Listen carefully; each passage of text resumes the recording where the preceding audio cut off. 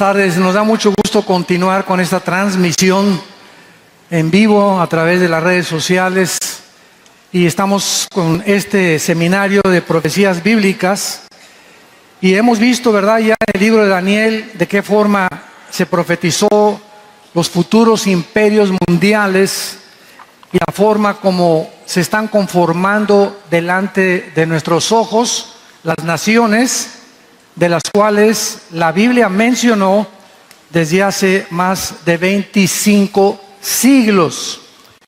Y otra cosa que es muy interesante es que, por ejemplo, ahora el fenómeno de la migración de los refugiados en Europa ha causado algo de una forma geopolítica tan profunda, ha sacudido Europa por lo siguiente. Los europeos ya no quieren tener hijos. Escuchen las tasas de mortalidad y las tasas de nacimientos. Por cada musulmán, por cada europeo que nace, nacen 8 musulmanes. En otras palabras, en 10 o 15 años, Europa es un continente musulmán. Y la Biblia dice que cuando el anticristo venga, a ver si nos da tiempo a analizar Ezequiel 38, cuando el anticristo venga, las naciones que van a ocupar el control del Medio Oriente y de Europa serán musulmanas. Esto es impresionante. Entonces, el imperio musulmán, ¿verdad?, tratando de establecer el califato. La palabra califa significa el sucesor. Entonces, ahorita el hombre, ¿verdad?, Bagdadi, que es el jefe de ISIS en Siria, está tratando de establecer que en todo el Medio Oriente, otra vez el califato vuelva a resurgir. ¿Y cuál es la agenda de los musulmanes en el Medio Oriente? Quitar la frontera entre Siria e Irak, que antes no existía, era el imperio de la Mesopotamia.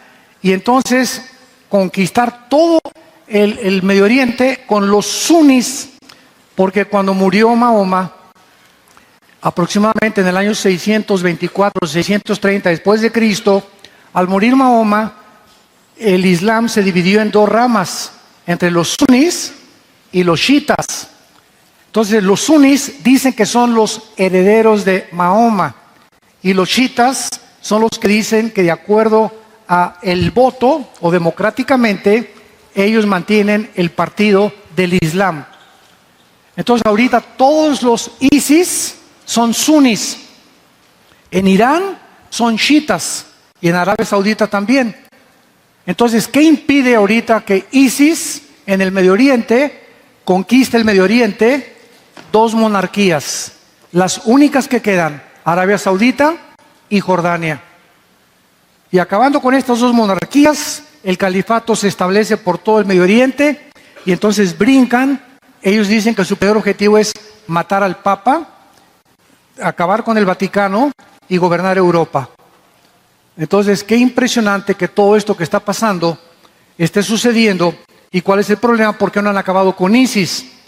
Porque a Rusia no le conviene, ¿verdad?, que acaben con ISIS. Estados Unidos sí le conviene y hay un choque ahorita de naciones, un choque de mentalidades, Occidente con Oriente, porque Rusia, China e Irán defienden y Estados Unidos quiere acabar con ellos con el propósito de establecer el califato y Estados Unidos de que Assad no siga gobernando la nación de Siria. Bueno, todo esto es maravilloso y es exactamente como se está conformando. Muy bien, vamos en esta segunda conferencia a analizar, y tengo como tema la milagrosa existencia de la nación de Israel. No cabe duda que uno de los misterios más grandes que ha enfrentado la historia, y para todos los maestros que nos acompañan, universitarios, sociólogos, médicos, historiadores, etcétera, etcétera, muy pocas personas saben el milagro de por qué Israel sigue existiendo. El regreso de Israel el 14 de mayo de 1948 a su tierra, después de haber sido dispersados por casi 20 siglos en el mundo entero, se llevó a cabo el 14 de mayo, uno de los eventos históricos únicos, peculiares, singulares de la historia de las naciones. Israel es la única nación en la historia que en un día se independiza y recobra su soberanía.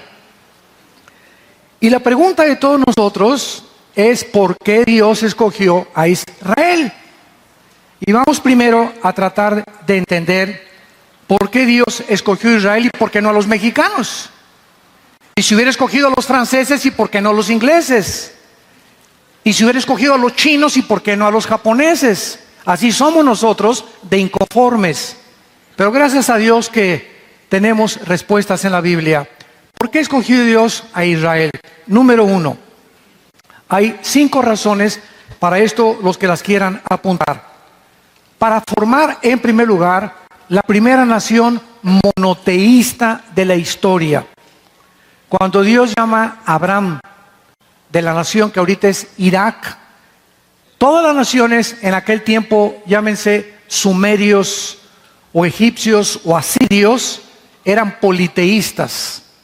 Entonces Dios llama a Abraham para que desde el principio de la creación de los patriarcados, porque antes no había naciones, eran primero patriarcados, después estados y después ya se formaron las naciones. Entonces Dios tenía la intención que de los millones de dioses que tienen los hindúes, por ejemplo, el hinduismo es el padre del Islam. El hinduismo es la religión más antigua de la humanidad. Y los hindúes tienen más de 6 millones de dioses. Cuando alguien me dice, yo creo en Dios, la pregunta es, ¿en cuál? El diablo no es ateo. Entonces no vas a decir creo en Dios, sino en el Dios vivo y verdadero, el Padre de Abraham, de Isaac y de Jacob, el Dios de la Biblia, el Padre de Jesucristo. Él es el Dios único y verdadero. Entonces, ese Dios que creó el universo y todo lo que existe, a entender que Él era el único Dios y que por el pecado íbamos nosotros a rebelarnos contra sus leyes e íbamos a crear nuestros propios dioses. En segundo lugar, Dios escoge a Israel para, a través de esta nación, entregarle 3 tipos de leyes. Escúchenme bien. La moral no puede ser legislada por el ser humano. Nosotros no podemos ni tenemos la capacidad de decir qué es bueno y qué es malo. Por ejemplo, yo me enfrento con un muchacho que es gay y me dice, pastor, para usted es malo, para mí es mi estilo de vida. Para mí esto es el amor, para usted es una mujer. Y sácalo de ahí, no lo vas a sacar de ahí. Un pederasta, no sé cuántos de ustedes sepan, en 4 meses en Estados Unidos se está juntando la unión de pederastas para demandar al gobierno que a ellos no les gustan ni las mujeres ni los hombres, sino los niños. Y que legislen la ley porque su deseo sexual no es con mujeres ni con hombres, es a los niños. Imagínense a dónde vamos a llegar. Y al ratito, pues mi esposa no es suficiente, 2 o 3, y se va a legislar la poligamia. Entonces, es el mundo en que estamos llegando. O sea, el hombre no sabe qué es bueno y qué es malo. Los nazis acusaron al occidente en el juicio de Nuremberg en 1947-48, después de la Segunda Guerra Mundial, de que por qué los juzgaban si ellos obedecían al Führer y ellos obedecían a Hitler y ellos solamente era lealtad al gobierno, no tenían por qué condenarlos a muerte.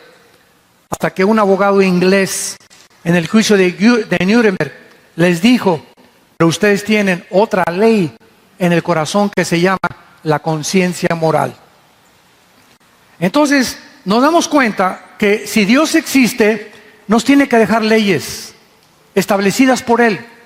Él estableció la ley de la gravitación, las leyes electromagnéticas, la ley de la gravedad. Son leyes físicas inexorables, que no se pueden cambiar. Y los científicos y la ciencia existen gracias a las leyes del universo. Porque si no tuviéramos las leyes y la continuidad de que la Tierra gire exactamente en 24 horas y en 365 alrededor del Sol, y no hubiera la inteligencia del universo, no habría ciencia. La ciencia está basada en la observación de los fenómenos.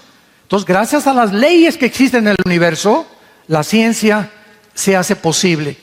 Entonces Dios le da a Israel las leyes morales. Vean, por ejemplo, en el libro de Levítico, capítulo 18. Después de que el pueblo de Israel llegó al Sinaí, en el monte Sinaí, Dios les entrega 3 tipos de leyes. Número 1, las morales, que se encuentran en el libro de Levítico y también en el libro del Éxodo. Dice, por ejemplo, en Levítico capítulo 18, versículo 19: y no llegarás a la mujer para descubrir su desnudez mientras esté en su impureza menstrual. La Biblia, hace más de 3.500 años, nos prohíbe a los hombres tener relaciones con nuestra esposa mientras se encuentren en ese cambio hormonal que todas las mujeres tienen 7 días al mes. Y en esos 7 días ni toques a tu mujer, porque chillan porque volvió la mosca. Es un cambio hormonal que las afecta en sus emociones, en sus sentimientos, y que si no somos entendidos los varones de qué importante es en esos 7 días decirle: mi amor, yo te voy a lavar la ropa, yo te voy a llevar tu desayuno a tu cama, vamos a ver una buena película al cine, trátala con pinzas, más que una reina en ese tiempo, y no te atrevas a tocarla sexualmente.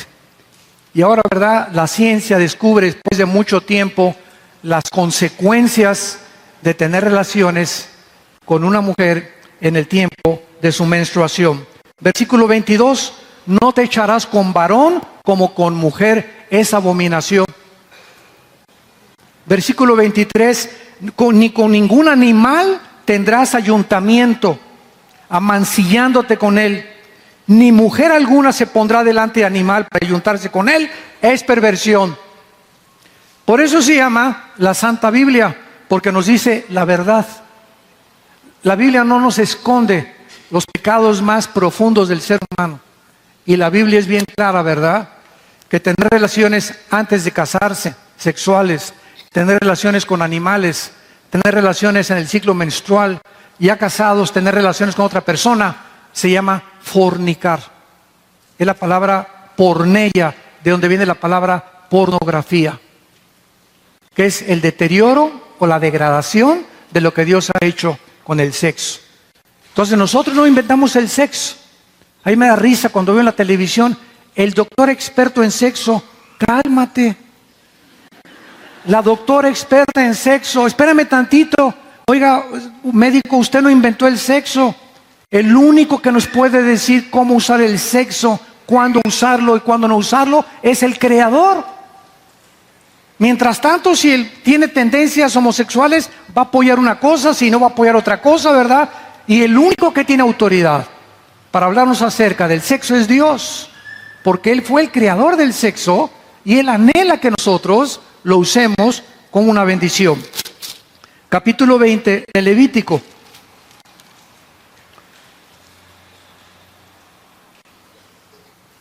Versículo 27: y al hombre o la mujer que evocar espíritus de muertos o se entregare a la adivinación, ha de morir. Serán apedreados, su sangre será sobre ellos. Dios condena involucrarse en la brujería. Ay, pues la famosa esa tablita Ouija es lo más satánico que existe. Dicen los psiquiatras de la Asociación de California que el 90% de los jóvenes que se han metido a experimentar con la Ouija han acabado locos o con desórdenes mentales gravísimos, porque el que mueve la Ouija no es más que los demonios. Se están metiendo y pisando terrenos, invocar a espíritus, vamos a invocar al espíritu de Cuauhtémoc, o al espíritu de Zapata, o al de mi abuelita que se murió, y un medium comienza a invocar esos espíritus, están invocando a Satanás. Las cartas tarot son lo más diabólico que existe. La bola de cristal, el café turco, la lectura de la mano, todas estas cosas pertenecen al reino de las tinieblas. Entonces Dios es el que estableció las leyes morales. En segundo lugar, las leyes ceremoniales, que se encuentran en Levítico también. ¿Qué significa esto? Dios es el que ordena y determina cómo el ser humano debe acercarse a Él. No somos nosotros, a través de la invención de las religiones que hemos inventado, hay más de 25,000 religiones en el mundo, no somos nosotros los que vamos a decidir cómo acercarnos a Dios. Todas las religiones que existen nacieron con Caín. Cuando Caín le ofreció a Dios el fruto de sus obras. Y desde el principio de la creación, Dios estableció que cuando nos acercáramos a Él, Él nos regalaría la salvación a través de la muerte de un sustituto, a través del derramamiento de sangre, porque la vida, antes de que se descubriera la circulación de la sangre, la Biblia lo establecía, la vida del hombre está en la sangre. Y en tercer lugar, las leyes civiles, en el libro de Deuteronomio. Antes del derecho romano, ustedes que son abogados y que nos visitan, o licenciados, etcétera, etcétera, la Biblia establece las leyes antes de los romanos, antes de los griegos, antes de todo, cómo deberían de gobernar los estadistas. Vean rápidamente en Deuteronomio capítulo 1, lo que Dios le dijo a Moisés. Y dice así, y estas leyes, repito, son inexorables. Las leyes civiles. Dice Deuteronomio capítulo 1, versículo 13 en adelante. Denme entre ustedes, de vuestras tribus, varones sabios y entendidos y expertos, para que yo los ponga por vuestros jefes. Y me respondieron y dijeron, bueno es hacer lo que has dicho.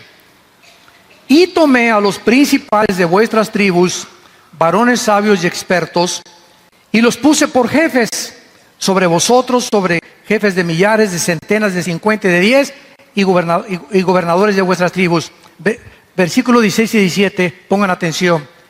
Y entonces mandé a vuestros jefes diciendo, oigan entre ustedes, juzguen justamente entre el hombre y su hermano y el extranjero. No hagan distinción de personas en el juicio. Así al pequeño como al grande oirán. No tengan temor de ninguno, porque el juicio es de Dios. Y la causa que les fuere difícil, la traeréis a mí y yo lo oiré. Desde entonces, el símbolo de los abogados, ¿verdad? Y de las leyes, es una mujer con los ojos vendados, con una espada en la mano y una balanza en la izquierda. Es el símbolo de la justicia. ¿Por qué? Porque un juez, un gobernante, un diputado, un presidente, cualquier persona que tenga la autoridad de poder ejecutar leyes o de juzgar, no puede ver si es rico o es pobre, si es influyente o no es influyente. La justicia tiene que ser ejecutada y la balanza en la mano sin distinción de personas. Y hay de los jueces y las personas encargadas en autoridad que se dejan comprar, que venden el llamado que Dios les hizo en la abogacía o para gobernar por causa del dinero, de la influencia o de la reputación. Porque esto es lo que Dios estableció antes de que el hombre determinara qué es bueno y qué es mal. Un juez no puede más que juzgar con los ojos vendados. En otras palabras, si es rico o es pobre, si es indígena o es millonario. El hecho que sea indígena no le da derecho a tener los derechos que tiene un millonario. Y si tú haces lo contrario, has violado la razón por la cual tú fuiste llamado a la profesión que estás ejecutando. Y el juicio viene después para esas personas, los gobernantes civiles. En tercer lugar, Dios le da a Israel, o llama a Israel, para que a través de ellos, a través de los judíos, nos llegara la Biblia. Romanos capítulo 9. Para que a través de Israel tuviéramos este libro que tenemos en esta mañana en nuestras manos. Dice Romanos 9, versículo 4, que son israelitas, de los cuales son la adopción, la gloria, el pacto, la promulgación de la ley, el culto y las promesas. Entonces Dios escoge una nación para que esa nación influya en las demás naciones del mundo y para que esa nación le comunique al mundo, así como en el Nuevo Testamento escogió a la iglesia. ¿Quiénes somos nosotros, la iglesia? No es el edificio. Dios no habita en templos hechos por manos humanas. La iglesia somos nosotros, las personas. Y somos un pueblo llamado fuera del mundo espiritualmente para decirle al mundo: arrepiéntanse. Esa no es la forma de vivir, compadre. Esa no es la forma de vivir, primo, hermano, maestro de la escuela. Y al enfrentarnos al mundo con las leyes de Dios, nos van a perseguir. Vamos a tener oposición. No nos espantemos de esto, porque el mundo está completamente con una venda en los ojos, como la tenías tú y la tenía yo antes de ser cristianos. Pero somos llamados para influir en el mundo y poder influir en tu familia, comenzando en tu casa, en tu familia, con tus papás, con tus hijos, en tu escuela y en tu bufete de abogados, en tu consultorio médico, en la escuela, donde estemos, tenemos que ser testigos de Jesucristo. Y finalmente, en cuarto lugar, Romanos 9:5, para que a través de Israel viniera el Mesías. ¿Nunca se han preguntado por qué en Mateo y en Lucas están las genealogías? Hijo de tal, hijo de tal, hijo de tal. Yo cuando estudiaba teología, Dios, ¿para qué pusiste? A mí ni me interesa esto. ¿Qué hijos, cuántos hijos? ¿Y de qué me va a edificar, consolar o fortalecer este conocimiento, no?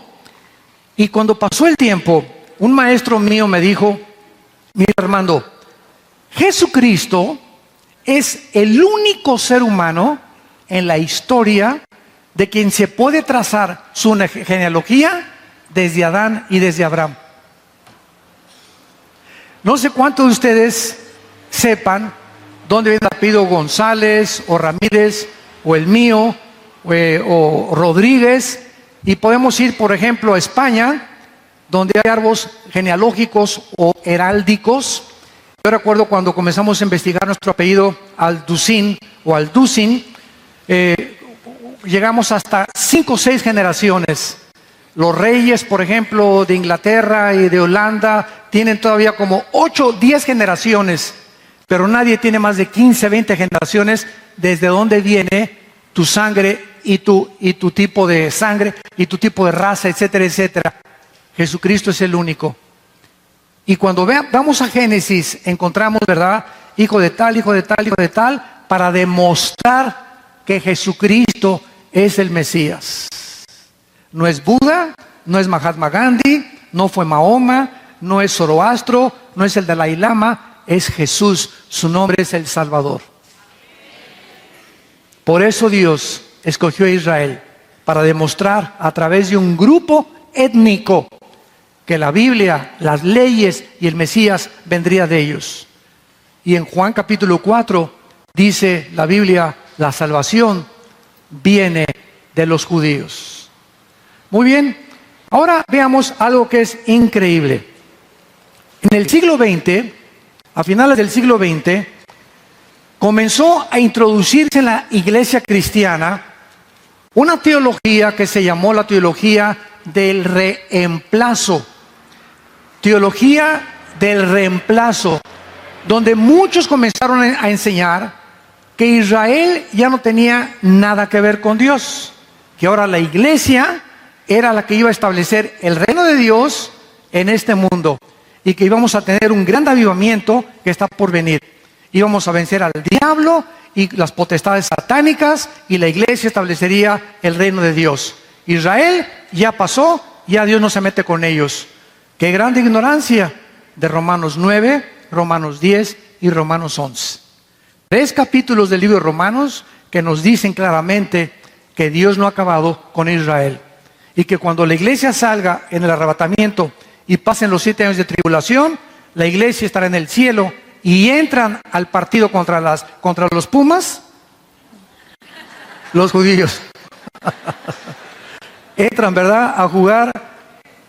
Ahorita Israel está en la banca como nación, porque ahorita no hay judío, ni gentil, ni griego, pero ahorita como nación están en la banca. Vaya Dios, cuando gritaron a Pilato, su sangre sea sobre nuestras cabezas, los judíos acarrearon sobre sus vidas una maldición. Por eso han sido perseguidos durante casi 2000 años. Ahora, voy a mostrarles a ustedes en esta mañana de qué forma la sobrevivencia de Israel es milagrosa. Es increíble lo que vamos a compartir en este momento para demostrar la sobrenaturalidad de la Biblia y de qué forma Israel es tan importante a los ojos de Dios finalmente para las profecías bíblicas. Vamos a ver nosotros que, por ejemplo, en el Éxodo, cuando Dios permitió que los judíos atravesaran el Mar Rojo y abrió el Mar Rojo, lo cual no nos cabe duda es un milagro portentoso. Este milagro Dios quería que se quedara impregnado en las mentes de los judíos.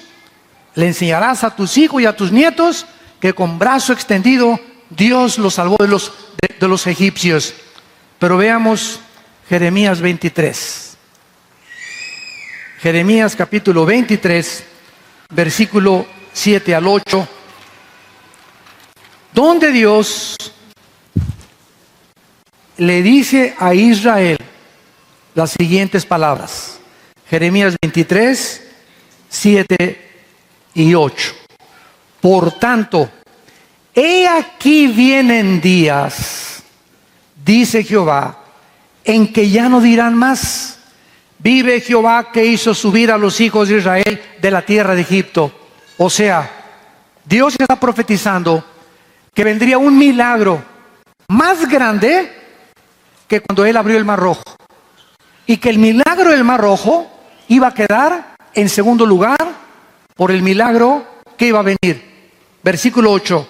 Sino, vive Jehová que hizo subir y trajo la descendencia de la casa de Israel de tierra del norte y de todas las tierras a donde yo los había echado, y habitarán en su tierra. O sea, de acuerdo a la Biblia, el regreso de Israel el 14 de mayo del 48 es un milagro más grande que cuando Dios abrió el Mar Rojo. Y esto es lo que vamos a ver, porque a través de lo que vamos a ver cómo Dios trabaja en la historia y cómo detrás de todo lo que está pasando está la soberanía de Dios. Número 1, veamos este milagro de cómo Dios hizo que sobrevivieran los judíos. En primer lugar, en el libro de Esdras, en el Antiguo Testamento, en el capítulo 1, Dios comienza a dictar a todos los judíos y a todos los que se encontraban en aquel tiempo de que Él iba a despertar, dice el versículo 1 de Esdras, en el primer año de Ciro, rey de Persia, para que se cumpliera la palabra de Jehová. Dios despertó el espíritu de un gobernante. Al rey de Persia, ¿se acuerdan quién son los persas? Los que conquistaron a los babilonios. Y a los persas los conquistaron los griegos, ¿se acuerdan? Lo vimos en la primera clase. Bueno, cuando estaba bajo el imperio de los persas, Dios despierta el imperio de Ciro, el gobernante de Persia, el cual hizo pregonar palabra por escrito por todo su reino, diciendo: Y el versículo 5, entonces se levantaron los jefes de las casas paternas de Judá y de Benjamín, y los sacerdotes y levitas, todos aquellos cuyo espíritu despertó Dios para edificar la casa de Jehová. Vean esto, cuando Dios hace algo, mueve a los gobiernos. Era tiempo que los judíos comenzaran a regresar de Babilonia y el gobierno persia los permitió. Pero para ello tenía Dios que mover el corazón de Ciro para que él permitiera que los judíos comenzaran a regresar bajo Esdras y Zorobabel a su tierra de Jerusalén. Entonces vemos nosotros que después de haber sido dispersados por siglos, los judíos comenzaron en el siglo XIX a sentir que deberían regresar a su tierra. Hubo un hombre llamado Teodoro Herzl, que en 1880, 90 más o menos, sintió despertar el sionismo, que es el sentimiento de que necesitamos regresar a nuestra tierra. Ya habían pasado casi 19 siglos y los judíos pudieron haber sido absorbidos por culturas, por costumbres, por tradiciones, por lenguajes, pero en 2000 años los judíos nunca abandonaron el pensamiento: tenemos que regresar a Israel. Les voy a dar un ejemplo. En Estados Unidos, los paisanos mexicanos que están ocupados ahorita en los campos, en la jardinería, en la albañilería, en la pintura, a pasar a Estados Unidos, el mexicano, el hondureño, el nicaragüense, inmediatamente somos absorbidos por la cultura norteamericana. Todos los mexicanos que cruzan a Estados Unidos quieren vestirse como los americanos. A los hijos ya ni español hablan. Les ponen su cachucha, sus calcetines, sus tenis, sus shorts. Quieren identificarse con la cultura norteamericana. Y si tú le preguntas a todos los migrantes, mexicanos, latinoamericanos, ¿quién se quiere regresar a México? Te van a decir ninguno. Porque nadie quiere irse a Rusia, nadie quiere irse a Francia a vivir, nadie quiere venirse a México, nadie quiere venirse a Nicaragua. Todas las naciones ven a Estados Unidos como un sueño americano, donde ahí van a progresar, donde hay más libertades, donde hay más derechos, bla, bla, bla, bla, bla, bla. Y los judíos, en 20 siglos, absorbidos por los italianos, los argentinos, los mexicanos, los españoles, mantuvieron el deseo de regresar a su tierra. Este sentimiento solo Dios se los pudo haber puesto, como se lo puso a Esdras para que el rey Ciro los hiciera regresar a la tierra de Israel. En segundo lugar, desde 1517 hasta 1917, el Medio Oriente estuvo bajo el control de los otomanos. Y después de la Primera Guerra Mundial, lo vimos también hace algunos momentos, los ingleses conquistaron a los otomanos turcos y los ingleses se apoderaron del Medio Oriente. Y este imperio tenía que ser eliminado para que el Medio Oriente pudiera ser dividido en zonas geográficas. Si los ingleses no son sacados del Medio Oriente, el Medio Oriente no hubiera sido dividido para establecer las naciones árabes. En Jeremías capítulo 2, versículo 14 al 15, se profetizó que vendría el tiempo en que, cuando Israel regresara, nacieran las más naciones que están alrededor de Israel en el siglo XXI. Escuchen esto, Jeremías 12, versículo 14 y 15. Así dijo Jehová contra todos mis malos vecinos. ¿Quiénes son los malos vecinos? Las naciones árabes, que han tratado de sacar a Israel desde el 48 y sacarlos de su tierra. Así dijo Jehová contra mis malos vecinos, que tocan la heredad que hice poseer a mi pueblo Israel. Yo los arrancaré de su tierra y arrancaré de en medio de ellos a la casa de Judá, y después que los haya arrancado, volveré y tendré misericordia y los haré volver. Cada uno a su heredad y a cada cual su tierra. Escuchen esto, esta profecía estaba declarando que las naciones árabes alrededor de Israel, que no existían. Los ingleses habían hecho un desbarajuste con la geografía del Medio Oriente. Los judíos iban a regresar y también comenzarían a independizarse las naciones que les voy a mencionar. Tomen nota. Afganistán en 1919. Egipto hasta 1922. Arabia Saudita, 1932. Irán, que es Persia, en 1935 le cambió el nombre de Persia a Irán, en 1935. El Líbano en el 43. Siria y Jordania en el 46, Israel en el 48. Ahora, para que veamos este milagro, veamos el libro de Lucas. El Evangelio de Lucas, capítulo 21, versículo 29 al 32. Es Jesús hablando. También les dijo una parábola. Miren la higuera y...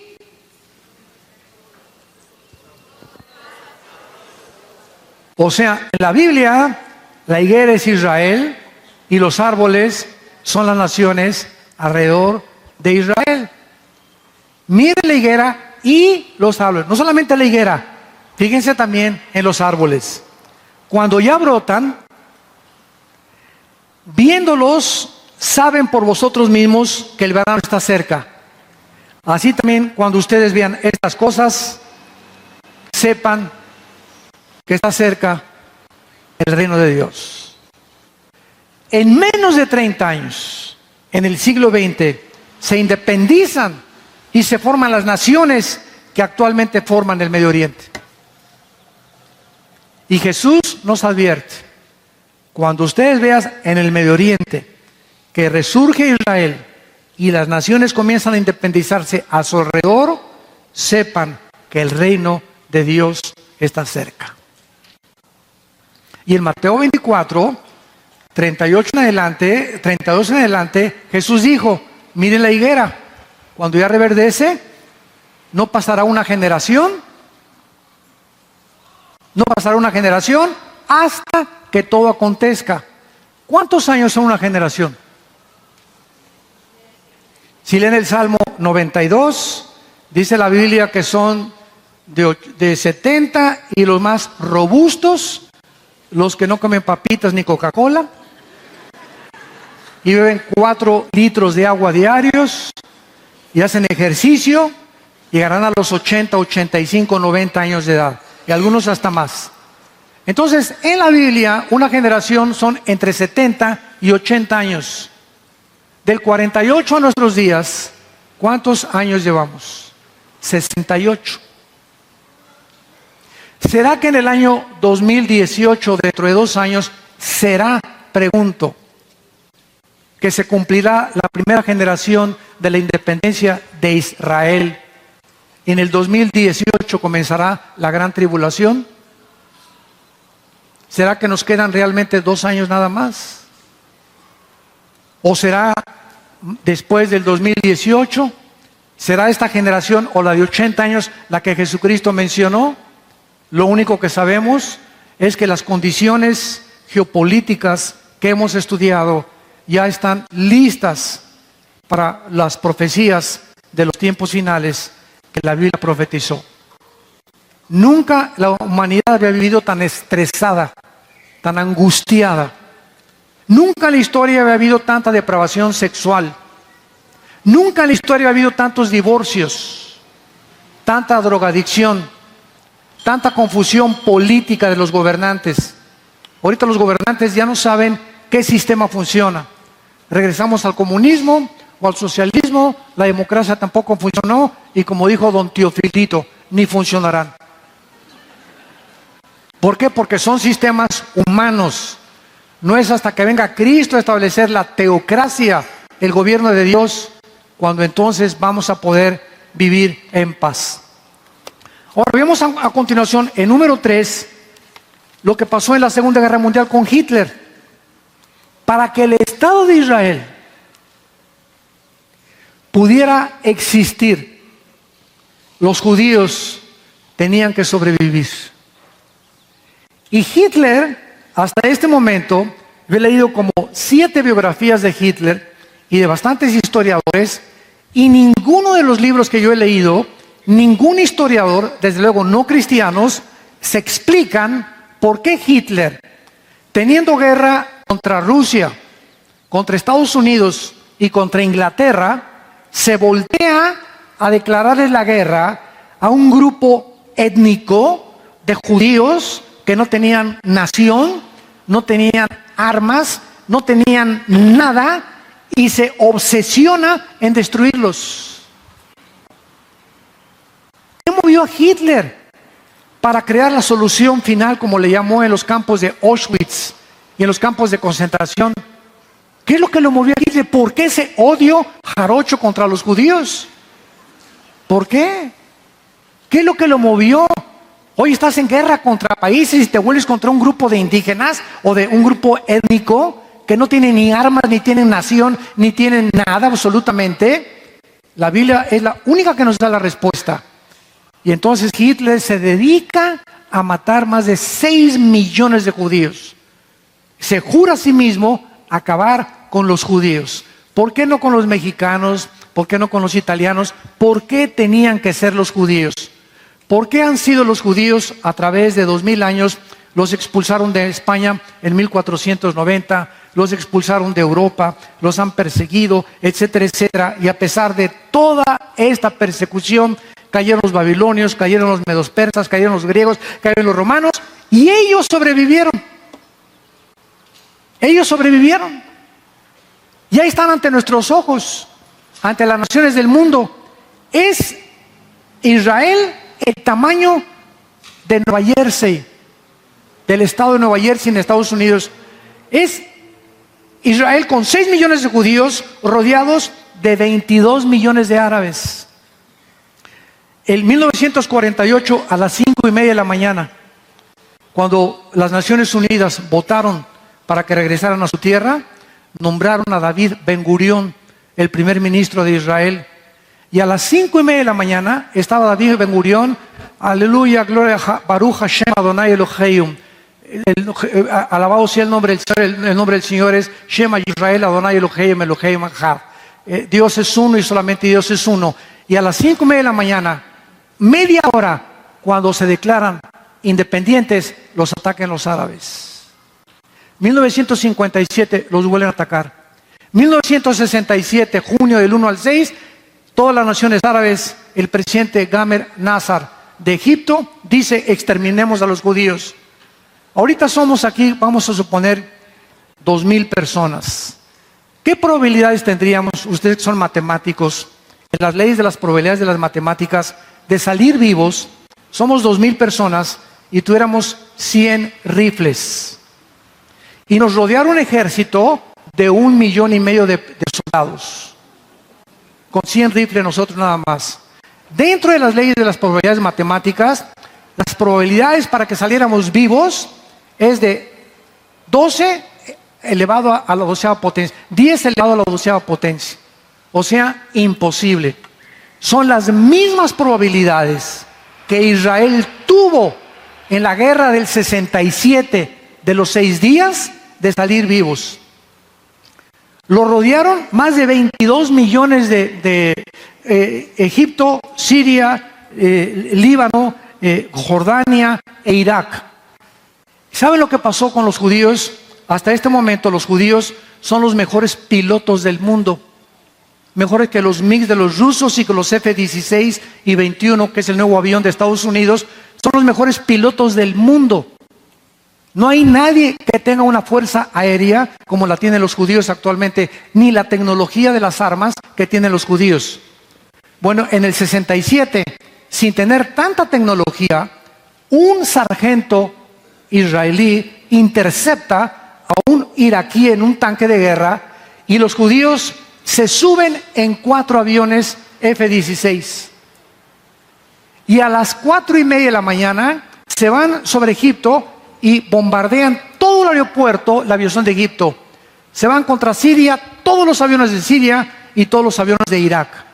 Una vez que destruyeron y tomaron posesión del aire, se avientan entonces con los tanques y con los aparatos que usan en la tierra, respaldados por la aviación, para poder en 6 días derrotar y hacer el milagro de la milicia y de las guerras de toda la historia de Alejandro el Magno, de Carlomagno, de Napoleón, como dijo el general Schwarzkopf, que fue el que dirigió la guerra del Golfo Pérsico en 1990.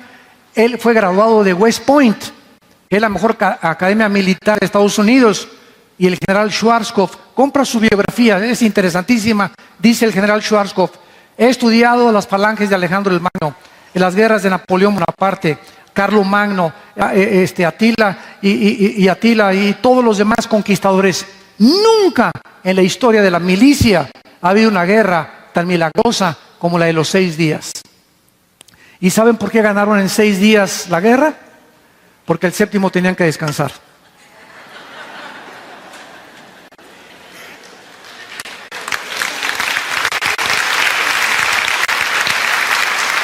Aquí está. El libro de Amós, capítulo 9, versículo 14 y 15 dice: porque los estableceré sobre su tierra y nunca más serán arrancados. El hecho que estén ahorita donde se encuentran los judíos y no hayan podido sacarlos de ahí, han jurado exterminarlos Irán, y han jurado los árabes matarlos y exterminarlos, es porque Jehová de los ejércitos está detrás de ellos. La sobrevivencia de Israel es una de las evidencias más grandes de la historia del Dios de la Biblia. Entonces, cuando Hitler no pudo con ellos, ¿verdad? Solo Dios lo pudo hacer.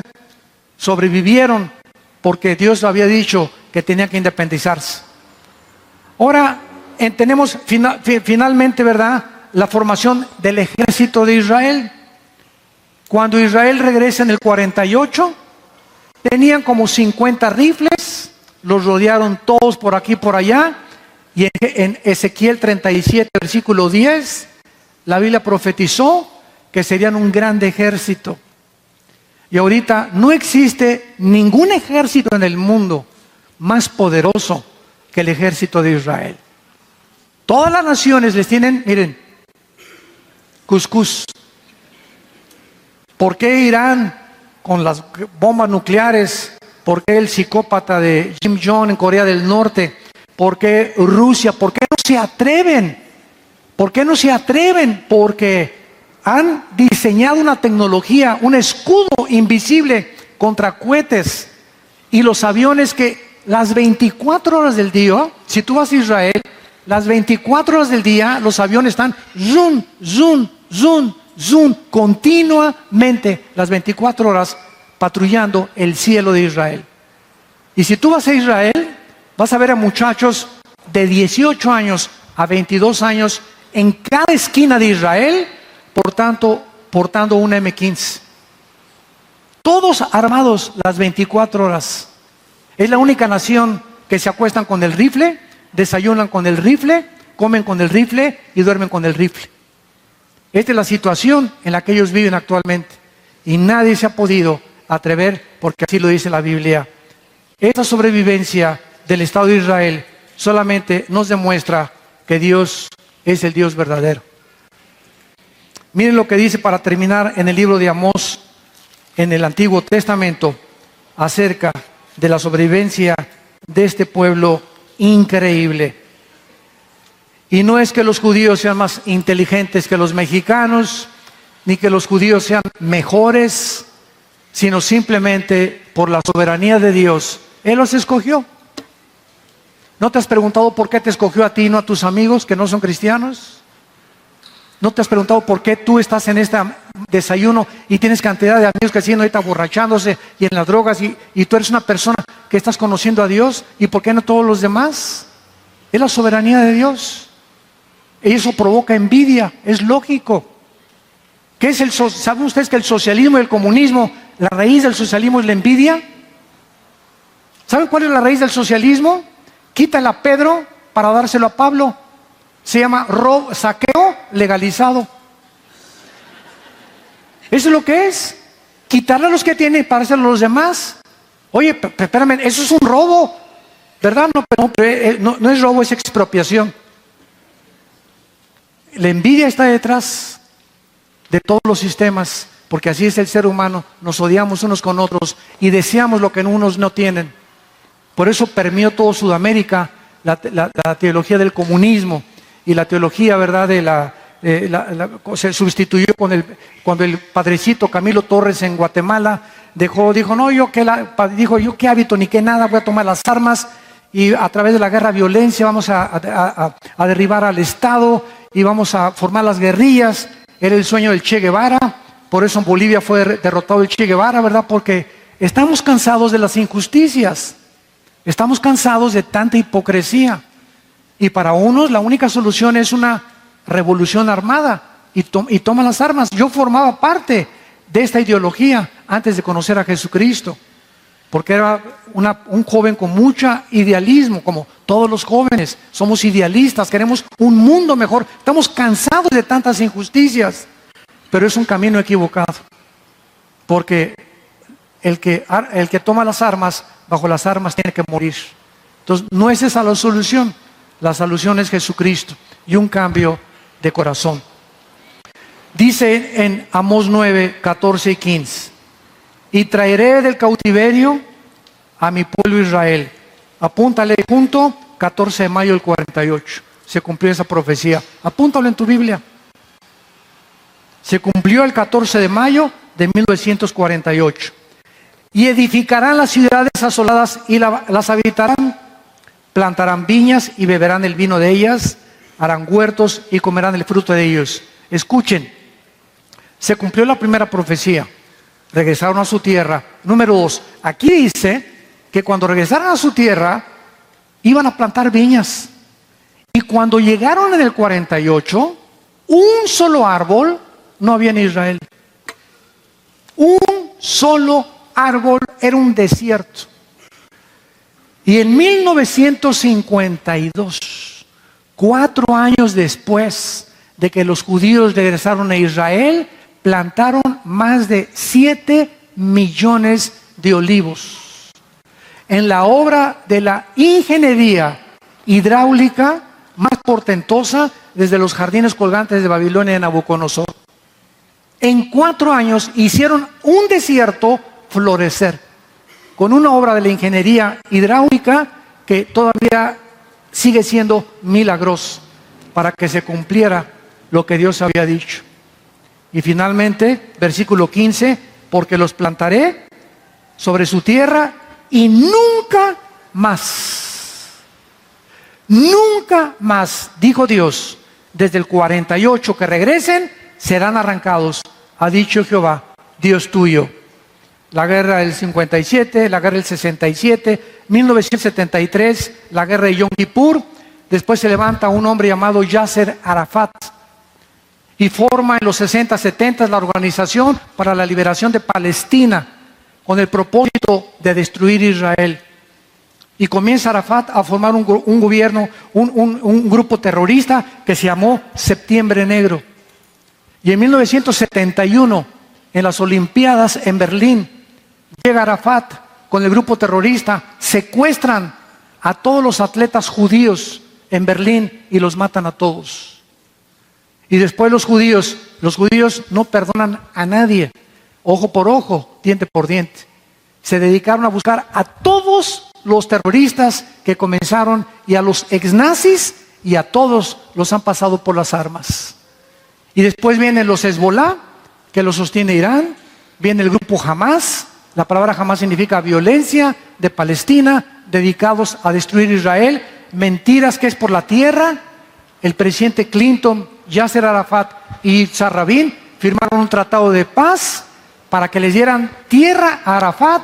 Arafat regresa a Israel y rechaza todo lo que les dieron y dijo Arafat, no queremos tierra, queremos todo Israel y queremos la ciudad de Jerusalén. Y hasta ahorita, desde el 48, ha habido un hombre valiente en Israel que se llama Benjamín Netanyahu. y que ha jurado al mundo, antes de que entreguemos a Israel, vamos nosotros a morir como mártires. Y le llaman la operación Sansón. Cuando Sansón murió, le dijo a Dios antes de morir: dame fuerza, Señor. Y un ciego lo guió, una persona lo guió porque estaba ciego Sansón, le sacaron los filisteos los ojos, se puso Sansón en el libro de los jueces con 2 columnas y las derrumbó, y murió Sansón con todos los filisteos. Fue la última acción de Sansón, así murió él. Mató más muriéndose que en vida. Y por eso el general Moshe Dayan, que fue el que dirigió la conquista en el 67 de recuperar Jerusalén, dijo: si nos quieren atacar, nos morimos con todos, porque Israel tiene armas nucleares. Pero de acuerdo a la Biblia, no pueden atacar a Israel. ¿Saben por qué? Porque en Israel está la mezquita de Omar, la cúpula de la roca, que es sagrada para los musulmanes y es sagrada para los judíos, porque debajo de la cúpula de Omar se encuentra el templo que Herodes construyó y que los romanos en el año 70 destruyeron. Entonces, si atacan Jerusalén, destruyen la mezquita de Omar. Y olvídense, ¿verdad? Entonces ahorita Jerusalén es una de las ciudades más protegidas del mundo y más seguras. Y por eso están apuñalando a la gente en las calles. Ya no pueden mandar cohetes, ya no pueden mandar una bomba atómica. Matan con cuchillos a los policías y a la gente en los mercados para tratar de crear terrorismo. Pero Israel sigue más vivito y coleando que nunca, porque Jehová lo dijo en la palabra de Dios. Gracias, Padre, por tu palabra y por estas evidencias maravillosas que a través de toda la historia vemos cómo tú obras detrás de los gobernantes y de las mismas naciones para que se cumpla tu voluntad. Y el misterio de tu voluntad nos los has dado a conocer a nosotros, la iglesia. Te bendecimos, Señor, por habernos dado a tu Espíritu, que nos guía a toda la verdad y nos enseña las cosas que han de venir. En el nombre de Jesús. Amén. Aleluya. Él vive. Gloria a Dios.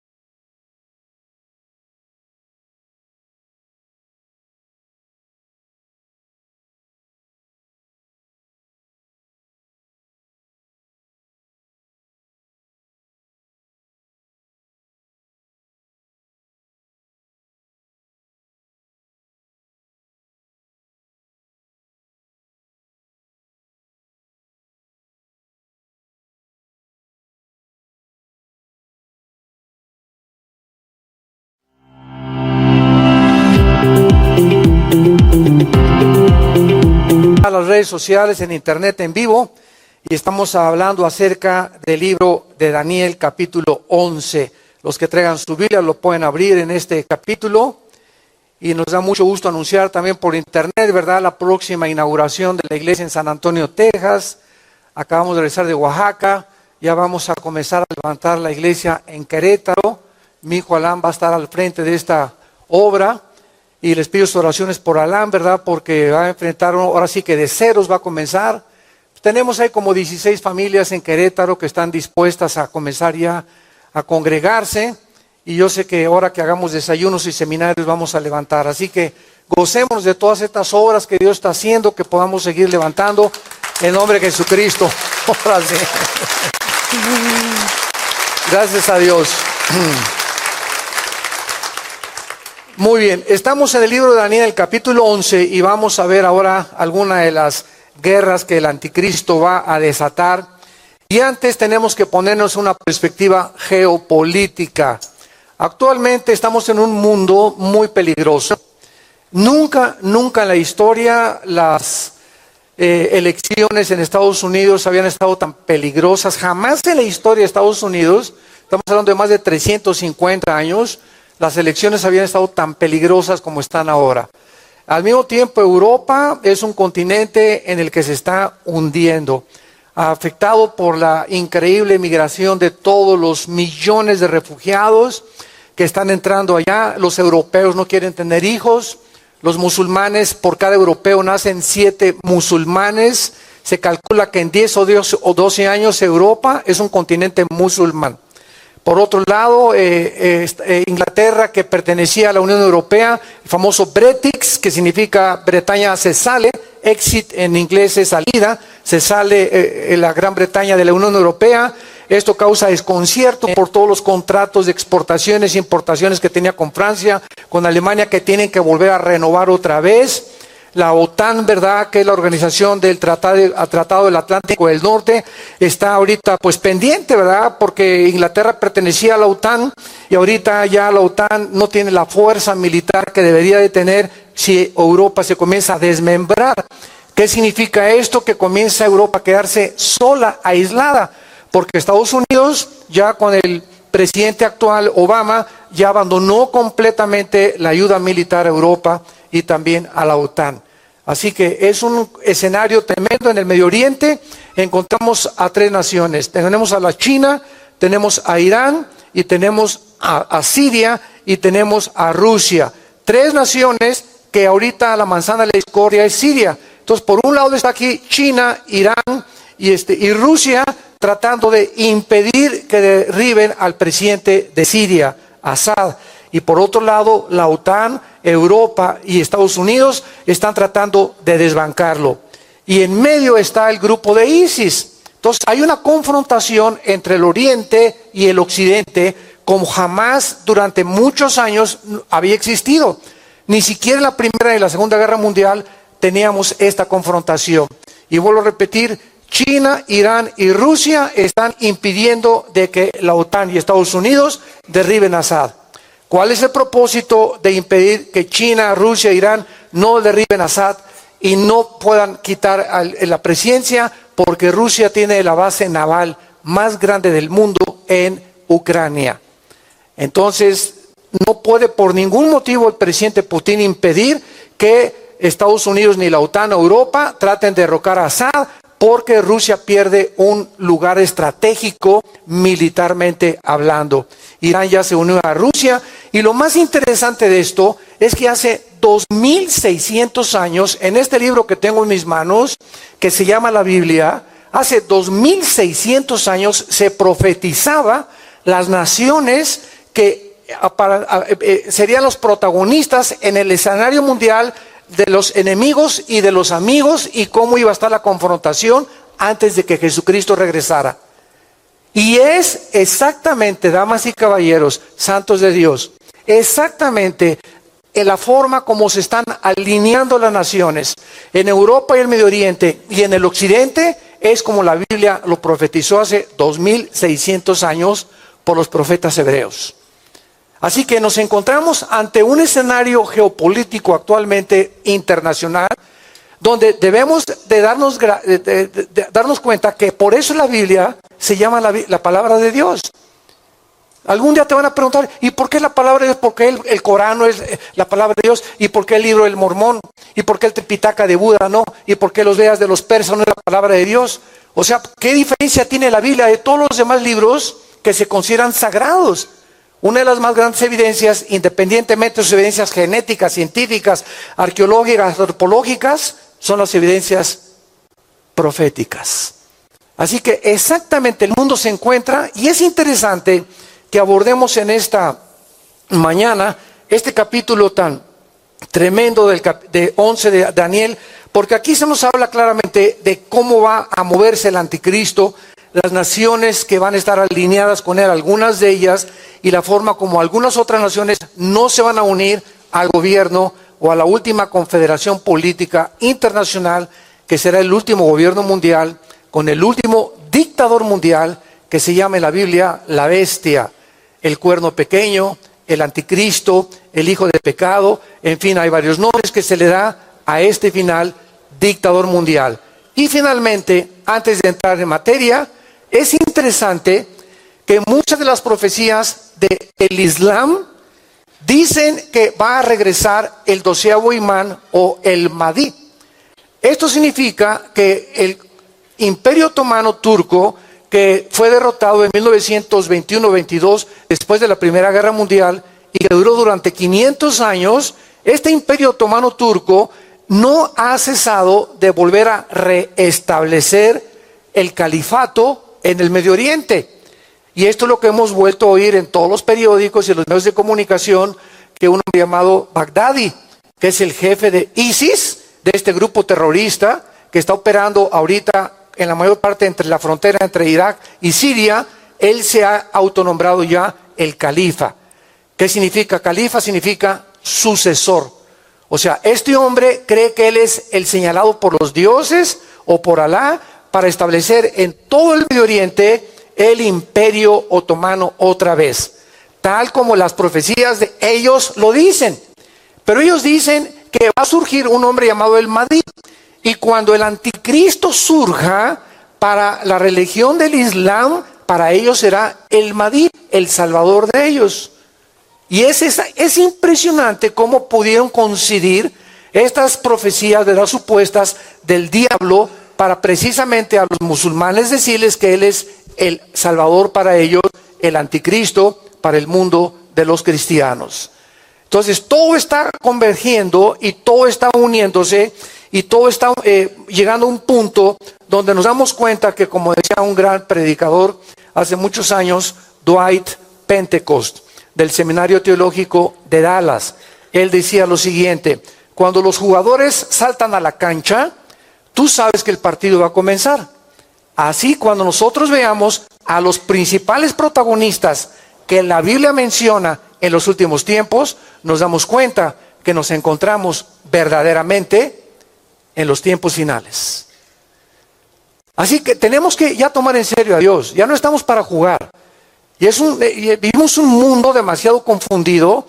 Hay una tensión tremenda, hay demasiada ansiedad en la gente, demasiado estrés, hay un espíritu de angustia, de incertidumbre de qué va a pasar en el futuro con México, en Estados Unidos, Europa, etcétera, etcétera, el petróleo, la banca, las elecciones, etcétera, etcétera. Y nosotros oímos una voz que nos dice en esta mañana: Shalom, Shalom, Shalom, tengan paz.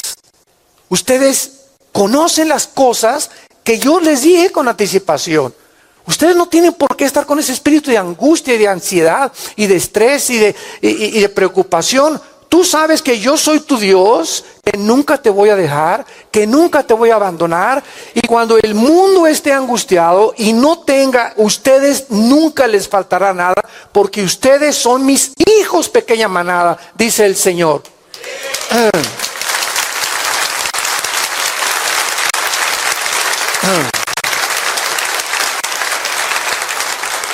Pero recordemos que la antítesis de la fe es el temor.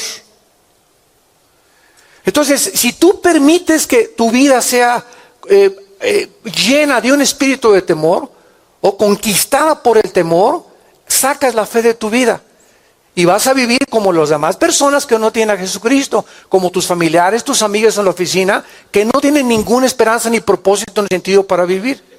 Entonces, si tú dejas que el temor entre a tu corazón, sacas la fe. Porque dice la Biblia en 1 Juan capítulo 4, ¿verdad?, que el temor lleva en sí castigo, por el cuanto el que teme no ha sido perfeccionado en el amor. Entonces tenemos que tener fe, tenemos que tener confianza, fuera el temor. Yo me levanto todos los días: yo soy tu hijo, Señor, te doy las gracias, tú eres mi pastor, nada me faltará. Hágase tu voluntad en los cielos y en la tierra. Jesús, nunca me dejarás, nunca me abandonarás. Y nos comenzamos a levantar alabando y confesando la palabra de Dios, y sin que nos demos cuenta, los aires a nuestro alrededor, en nuestra casa, en nuestros hijos, comienzan a disiparse, porque levantándonos, no nos imaginamos la cantidad de espíritus malignos que nos están esperando para atormentar nuestra vida durante ese día.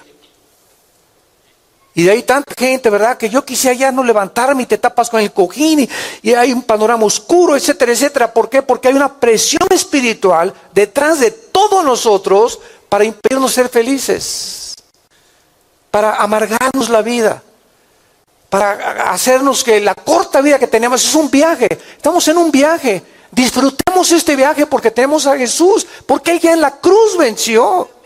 Entonces disfrutemos. Mi gozo os dejo, mi paz les dejo. No estén como las demás personas que los gentiles buscan estas cosas. Miren los pajaritos. Hice los pajaritos especialmente como un ejemplo para que vean que estas avecitas nunca siembran, nunca recogen y nunca guardan sus semillas. Ni los gusanitos ni las lombrices que se comen. Y mi Padre, todos los días los pajaritos se levantan y encuentran su comida. ¿Y ustedes que di mi vida por ustedes? ¿Vas a dudar de mi amor? ¿Vas a dudar de mi cuidado? Hombres y mujeres de poca fe. ¿Dónde está vuestra fe entonces? Ay, Señor, me hundo. Y en ese momento, en esa condición, se te vienen todos los espíritus malignos como abejas africanas a atormentarte, a decirte si es cierto, a la bio, a la bala, y bomba, ahí te quedas, ra. Tenemos que estar conscientes ya que es la vida cristiana. Estamos en una guerra espiritual. Ya vamos de viaje, vamos de paso, ya, muy pronto ya se acabó todo, se acabó Toluca, Metepec, se acabó todo ya. México y el mundo entero, adiós mundo cruel, ya nunca te veré. Mientras tenemos la corta vida que tenemos, disfrutémosla con nuestra familia, con nuestros hijos, en oración, con esa paz que sobrepasa el entendimiento. No tenemos por qué vivir una vida de angustia cuando el Señor nos dice que Él es nuestro pastor y que nada nos va a faltar. Y aunque andemos en valle de sombras y de muerte, y aunque andemos en problemas y presiones, no temeremos. ¿Por qué? Porque aunque un ejército nos rodee, no temerá mi corazón. El Salmo 27. Memoriza el Salmo 27 todos los días. Muy bien, aquí en Daniel capítulo 11, ya vimos nosotros que en el versículo 37 fue donde nos quedamos. El anticristo, porque del versículo 36 al 45 del capítulo 11 de Daniel se describe la persona y las guerras del anticristo. Del Dios de sus padres, dice el versículo 37, no hará caso, ni del amor de las mujeres, ni respetará a Dios alguno, porque sobre todo se engrandecerá. O sea, esto es absolutamente lógico, ¿verdad? El anticristo va a tener un ego del tamaño de más grande que las Torres Gemelas de Nueva York que derribaron. Más grande que el volcán Popocatépetl o las montañas del Everest. Va a ser un hombre centrado con un ego impresionante. Y es muy curioso e interesante que cuando Jesús aparece en el escenario mundial, es precisamente lo que Él delata como uno de los enemigos más grandes de nuestra personalidad. Jesús dijo, el que quiera salvar su vida, la va a perder. El que quiera ganar el mundo, lo va a perder. ¿Por qué? Porque el que la pierda, lo salvará. Y parecería una contradicción. Sin embargo, lo que nos está diciendo Jesús es lo siguiente. Yo vengo para que tú me entregues tu vida y tu ego, tus intereses, los comiences a hacer a un lado. Y comiences a entender claramente cuál es mi voluntad para ti. Y si tú me dejas toda tu vida y encomiendas mi vida en tus manos y me permites actuar y te abandonas a mi cuidado, yo puedo actuar en tu vida. Pero si tú te aferras a tu ego y comienzas a ver a las personas que te rodean como objetos de interés, no, pues yo me junto con esto porque a ver qué le saco. Y a ver esta persona para hacer un negocio. Y comenzamos, o a las mujeres como objetos nada más sexuales. Y cuando tenemos esa percepción de la vida que nos rodea y de las personas que nos rodean, es cuando tú tienes tu ego entronado. Cuando lo único que te interesa es tu mundo, tus intereses, tu dinero, tu castillo, tu imperio, tu denominación, tu iglesia, nada más. Y los demás, ¿verdad? Pues no me interesa absolutamente nada. Y Jesús nos muestra claramente que entre nosotros no debe ser así. El que quiera salvar su vida la va a perder. Si tú tratas de salvar tu vida por obtener lo mejor de este mundo, lo vas a perder. Porque ¿de qué te va a servir cuando mueras haber dicho, gané el mundo y perdí mi alma? Y Jesús vino a mostrarnos y a darle el valor a las cosas que deberíamos de darles verdaderamente valor. Vamos a ver aquí tres cosas interesantes en el versículo 37. El Dios de sus padres no hará caso. Esta es una de las razones por las cuales muchas personas, muchos teólogos, muchos escatólogos, durante muchos años, yo era uno de ellos, asumíamos que el anticristo tenía que ser judío. Entonces, una de las cosas que tenemos que entender es comprender lo que se llama la revelación progresiva. ¿Qué es la revelación progresiva? Lo siguiente, por ejemplo, Dios le dijo a Daniel, Daniel, sella las palabras en el capítulo 12 que te voy a dar, y lo que te voy a dar durante 2600 años, nadie las va a entender, porque están selladas. Y cuando lleguemos a los últimos tiempos, ahí en los últimos tiempos, yo les voy a dar la llave, como si fuera una llave del conocimiento, para que puedan entender lo que durante los siglos anteriores no entendieron. Esto se llama iluminación progresiva de la revelación ya escrita en la Biblia. Para que me entiendan, la Biblia es un libro sellado, tiene un candado la Biblia. Y la revelación de la Biblia está completa. Ya no hay nada que agregarle a este libro, ya no hay nada que quitarle a este libro. Está perfectamente bien desarrollada y revelada toda la voluntad de Dios. Todo lo que Dios quería decirnos del cielo, del infierno, del futuro, de las naciones, del hombre, del ser humano, de los animales, todo absolutamente lo que Dios consideró que necesitábamos conocer está en este libro. Entonces cualquiera que le quiera agregar a este libro o quiera sustraer de este libro, hay maldiciones sobre su vida. Y esta es la razón por la cual tenemos que tener cuidado cuando alguien dice, tengo nuevas revelaciones. Porque ya no hay nuevas revelaciones. La revelación está completa, necesitamos iluminación sobre lo que ya está revelado. ¿Me van siguiendo? Entonces yo me acuerdo que yo venía a Daniel hace todavía 7, 8 años y cantidad de cosas que no entendía. ¿Por qué? Porque en la forma en la que vamos llegando y avanzando en la historia, el Espíritu Santo nos va iluminando la mente para entender muchas cosas que hace 3 años no entendías o hace 10 años no entendías, pero cuando Dios ve tu fidelidad y tu perseverancia y la persistencia que tú tienes en el estudio de las Escrituras, Dios le da a aquellos que le buscan. Me tocas y te abro, me buscas y me encuentras. ¿Por qué? Porque me buscarás con todo tu corazón.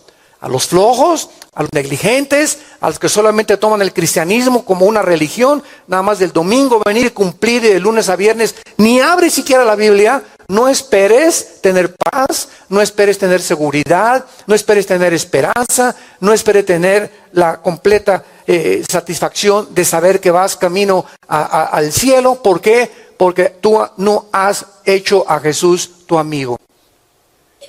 Él es tu amigo del domingo nada más, pero de lunes a sábado. Hagan de cuenta que por eso la Biblia compara el matrimonio. El matrimonio es uno de los símbolos más grandes que el Espíritu Santo usó para comparar la vida cristiana.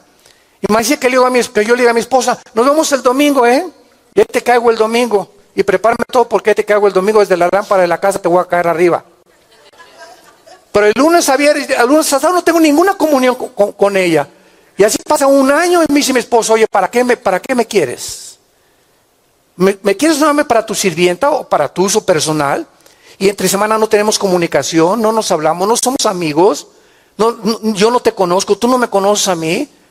Entonces, eso es un matrimonio, ¿verdad? Que está al punto del divorcio y del fracaso. Porque cuando no hay comunicación, se rompe completamente la amistad. Entonces necesitamos, ¿verdad?, tener una comunión con Cristo diaria, en la Biblia diaria, desarrollar. Es un hábito, una disciplina para que podamos entender su voluntad.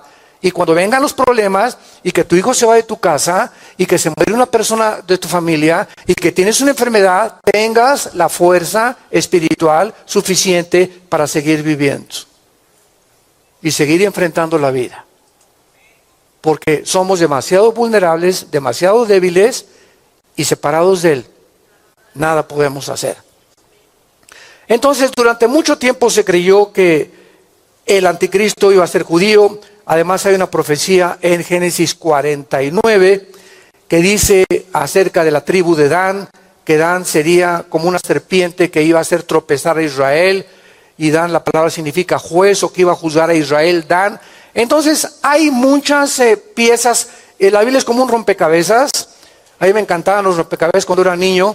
y estás buscando algo. Si tienes un amarillo, pues buscas algo que se le parezca al amarillo para ver si encaja ahí, y de repente pues no es el amarillo, ¿verdad? Es un rojo el que encaja ahí, y esa es la forma como vas armando tú los rompecabezas. Te tardas mucho tiempo, pero cuando lo tienes todo, ya ves toda la figura perfecta. Mientras no la tengas toda, el cuadro, ¿verdad? No sabes todavía si es una torre, o va a haber aquí un monte, o va a haber una casa, o una cabaña, etcétera, etcétera. Así es la Biblia.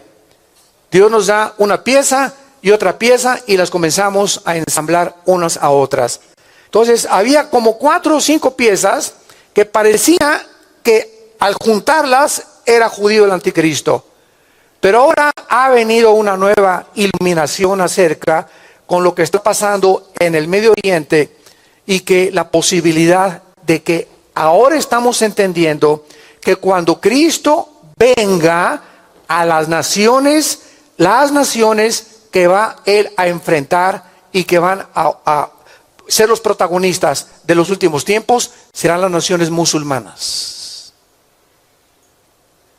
Si tú lees el Salmo 83, ahí te das cuenta, ¿verdad?, de una invasión de naciones árabes en contra de Israel. Pero si tú vas a Ezequiel capítulo 38 y 39, ahí te das cuenta que Rusia se va a unir con Turquía. Escuchen esto. Esto fue hace 2350 años. Rusia aparece con el nombre de Rosh, con el nombre de Magog, se va a unir con Persia, que es Irán, y que en 1935 le cambió el nombre, era Persia a Irán. Turquía aparece con el nombre de Gomer y Togarma, aparece Cus, que es Libia, y que es las naciones del norte de África, y es exactamente todas estas naciones que se unen al anticristo, a Gog, en el capítulo 38 de Ezequiel, son musulmanas, que se vienen contra Israel. Entonces nos damos cuenta que este movimiento musulmán ha resurgido en los últimos tiempos. Ya no oíamos en los 90s, ¿verdad?, en a principios del siglo XXI, pues que Bagdadi, que los ISIS, y que desde el ataque a las Torres Gemelas, en el 2001, el 11 de septiembre del 2011, ahí fue cuando resurgió otra vez la atención de que hay un grupo terrorista radical que está mediando y armando el Medio Oriente para poder atacar el Occidente y establecer el control del mundo en el Medio Oriente, tal como la Biblia lo profetizó. Muy bien. Entonces, teniendo en cuenta que estas piezas de rompecabezas hablaban de que el anticristo puede ser judío, vemos nosotros que hay más de 10 versículos en el Antiguo Testamento, sobre todo uno de los pasajes más importantes, Isaías capítulo 10, que describen y se le llama al anticristo el asirio. El asirio se le llama al anticristo. Veamos rápidamente esta profecía, que es una de las más fuertes que existen, y vamos a tratar de poder relacionarla con aquella de que habla del judaísmo del anticristo. Y dice Isaías capítulo 10, versículo 5: Oh Asiria, vara y báculo de mi furor, en su mano he puesto mi ira. Le mandaré contra una nación pérfida y sobre el pueblo de mi ira, o sea, Israel, le enviaré para que quite despojos y arrebata presa y lo ponga para ser hollado como lodo en las calles. Ahora miren lo que dice el versículo 12: porque acontecerá que después que el Señor haya acabado toda su obra en el monte de Sión y Jerusalén. Pregunta, ¿ya acabó? Qué claro es, ¿verdad? Después de que Dios acabe con todo lo que tenía que hacer con Jerusalén, y falta la reconstrucción del templo judío y los 7 años de tribulación, etcétera, etcétera, castigará el fruto de la soberbia del corazón. ¿De quién? Ahí está. Ahí aparece un hombre o un conquistador con el cual Dios está enojado, que obtendrá un protagonismo en los últimos tiempos, y que es precisamente cuando Dios termine su obra en Sión y en Jerusalén, que entonces castigará a este hombre que se le llama el rey de Asiria, y que aparece con este título durante muchas partes del Antiguo Testamento. Ahora, una vez que tenemos entonces por un lado versículos que nos hablan que puede ser asirio el anticristo, y por otro lado que puede ser judío, necesitamos la reconciliación. Esto es lo maravilloso de estudiar la Biblia. Por eso es lo peligroso de las sectas. Las sectas toman uno o dos versículos y arman una doctrina sin tener en cuenta las demás partes de la Biblia. Y la Biblia dice, la suma de tu palabra es la verdad. Tenemos que ensamblar lo que dice Ezequiel, lo que dice Daniel, lo que dice Apocalipsis, etcétera, etcétera, para poder armar una buena imagen y no desviarnos y hacernos creer que ya esto es lo que significa cuando nos faltan piezas de rompecabezas. Por ejemplo, los testigos de Jehová es una secta que te dice el infierno no existe o Cristo no es Dios y a ver, demuéstrame que tú eres Dios, ¿no? Los mormones, por otro lado, pues es que todos somos dioses y Cristo fue solamente un ángel, etcétera, etcétera, y tienen versículos para respaldarlos. En otras palabras, tienen piezas de rompecabezas, pero que no encajan con las demás. Y de una sola pieza hicieron, la inflaron. ¿Y qué es una herejía? Es una verdad llevada al extremo. Hay algo de verdad que el anticristo va a ser judío. Hay algo de verdad que va a ser asirio.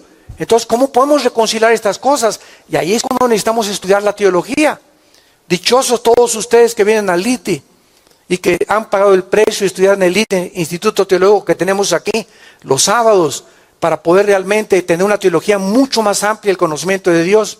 Muy bien, ¿cómo se reconcilia esto? Escuchen, 700 años antes de Cristo, vamos a tener que recurrir a la historia, 700 años antes de Cristo, los asirios bajaron y se llevaron a 10 tribus cautivas al norte, a Siria.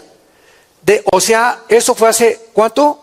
2700 años. 700 años antes de Cristo. A nuestros días, 2700 años.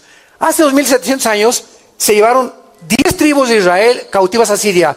Desde hace 2700 años, los judíos de las 10 tribus que se fueron cautivas desaparecieron en el mundo, porque se mezclaron con todas las naciones.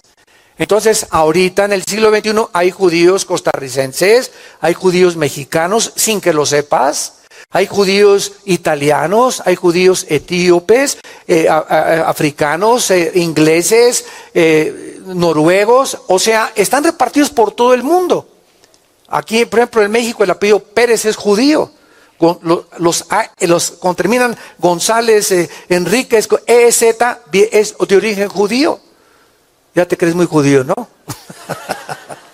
Bueno, ahorita qué importa si somos ciudadanos ya del cielo. Y ahorita no hay judío ni griego delante de Dios, ¿verdad? Pero esto es muy importante saberlo. Ahora, muy bien, considerando esto, de que se perdieron por todos lados, entonces el anticristo puede ser judío y asirio al mismo tiempo. Entonces ya podemos entender claramente de que puede ser un hombre que salga del Islam o un hombre que salga del Medio Oriente y que al mismo tiempo sea judío. Decían, por ejemplo, y los historiadores no se han puesto de acuerdo, en que Hitler tenía raíces judías. Y fue el pueblo al que más odió y al que más persiguió, y no lo dudemos de eso. Carlos Marx era judío, Sigmund Freud era judío. Entonces Alberto Einstein era judío. Entonces hay mucha gente que no sabe que son judíos y hay otros que sí saben cuando vienen de las dos tribus que quedaron en el sur. Muy bien.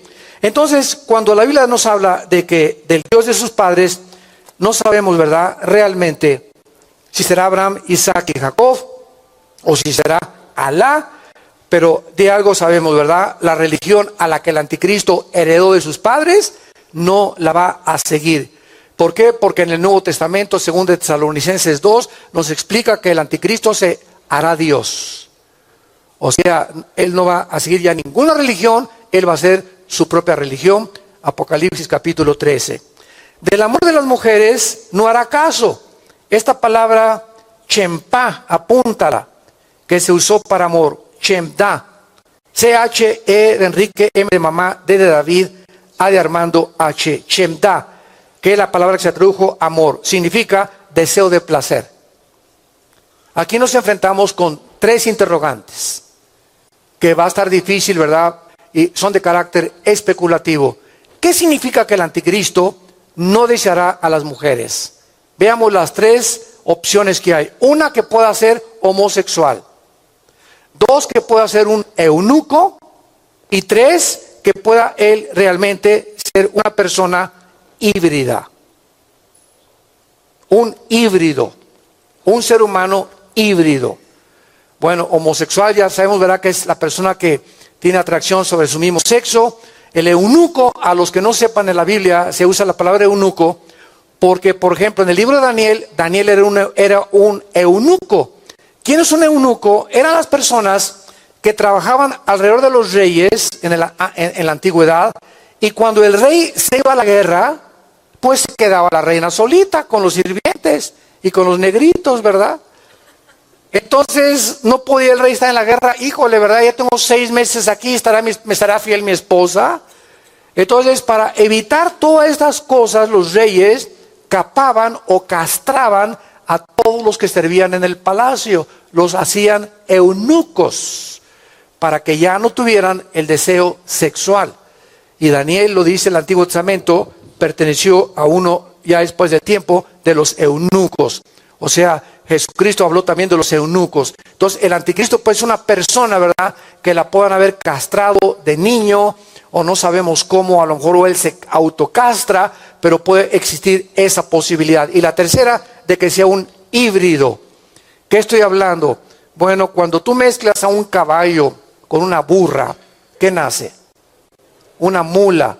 Y la mula es híbrida. En otras palabras, ya no se puede reproducir. ¿Por qué? Porque está violando la ley de la genética de la Biblia. Nunca mezclarás un grano con otro grano, una semilla con otra semilla, una especie con otra especie. Ese es el fracaso de la famosa teoría de la evolución. La evolución es una teoría, porque hasta ahorita jamás se ha podido comprobar la mutación de una especie con otra especie. Los caballos serán equinos, los perros serán caninos, los gatos y los tigres serán felinos, el ganado será vacuno, y nunca vas a mezclar una vaca con un perro, ni un perro con un caballo, ni un rinoceronte con una jirafa, porque no va a resultar. Estamos violando las leyes del ADN o de las leyes genéticas que la Biblia estableció antes de que descubriera en 1954 por el doctor Watson y doctor Crick el ADN.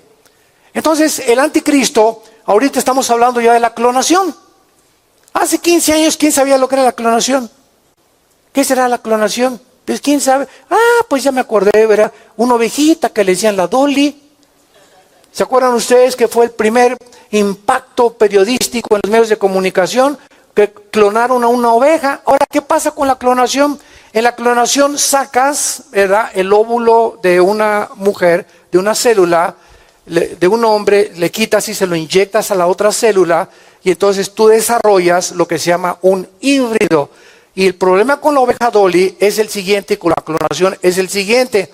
Si, por ejemplo, me quisieran clonar a mí, me tendrían que sacar una célula. Harían la clonación, pero mi reproducción sería de la misma edad que yo, con las mismas enfermedades que yo y con la misma edad que yo tengo. Entonces, la oveja Dolly que clonaron ya tenía muchos años y se murió inmediatamente porque era una clonación vieja. Entonces, no hay tal cosa como clonarte y que salga un nuevo Pepe o una nueva Carmelita. Entonces, esto es lo que es la clonación, una reproducción que hasta ahorita ninguna nación ha podido demostrar. Aquí presentamos a un ser humano, el primer clonado del mundo, pero sabemos que ya en los laboratorios clandestinos, en Alemania, en Francia, en Rusia, en la península escandinava, se están llevando a cabo. Hitler soñó con clonar a los seres humanos, con criar una raza aria, donde todos fueran güeros, de ojos azules, de más de 1,80 de estatura, y afuera los negritos, afuera los gitanos, afuera los judíos. Vamos a crear una nueva raza. No lo pudieron hacer. Uno de sus doctores de Hitler, un genetista llamado Mengel, ¿verdad? Mendelssohn comenzó a tratar de abrirles el vientre a las mujeres, a sacarles el feto y hacer experimentos. No sé cuántos de ustedes vieron una película llamada Los Niños del Brasil, de Gregory Peck, de hace muchos años. Réntala, es una de las puedo recomendar. Ahí se ve claramente cómo huye este doctor